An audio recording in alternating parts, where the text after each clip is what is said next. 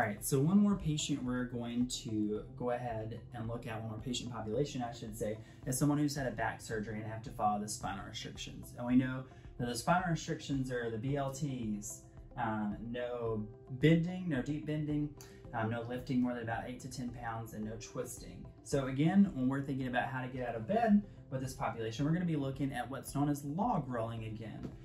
But in this case here, we're going to do it just a little bit differently than we did with the one with the cabbage. For starters, we won't need the pillow to hug onto when we get out of bed. And then we're also going to be able to use our elbow a little bit once we sit up, which you'll see here in just a second. So what I'm going to do is have my patient go through this process, and again, I'm going to go ahead and instruct them. So Mr. Connolly, if you'll go ahead and lift up both your legs for me, bend at those knees. And then if you will go ahead and roll over towards me. And what I usually instruct my patients to do in this case is I won't have them pull, because that's really breaking their lifting restriction. What I have them do is I have them, again, the purpose of the log roll is to keep their body as one unit when they're moving over towards the side of the bed so they're not twisting. So what I have them do when they're rolling is reach with the arm on the opposite side and then roll the upper body and lower body at the same time.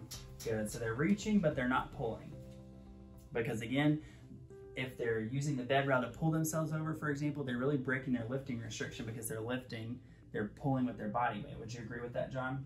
Mm-hmm. So what I'm gonna have them do now is go ahead and bring the legs off the bed. Good, and then you can use the elbow on this side to help to bring yourself up. And I didn't really feel like I did much here. I was actually, as I started to go, I kind of just pushed a tiny bit, and then I dropped my elbow and just supported myself. But my trunk is strong enough in this case for me to get. And what happens, right, is if you do it all in one shot like this, right? If I'm rolling and I'm here, the second you tell your patient, the second your legs drop, you need to move. And you need to push with this elbow. You're using the momentum. Slightly with this. It's really just a balancing.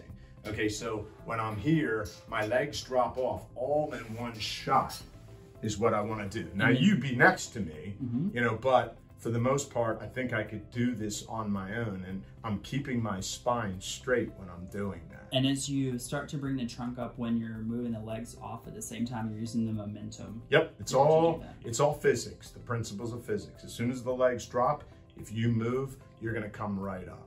And that's the thing that we did with the transfer, or with the actual movement that you were holding me pulling up. You didn't have to really do anything. It really was just managing, you know, the actual positioning and being there so that I didn't fall or hurt myself.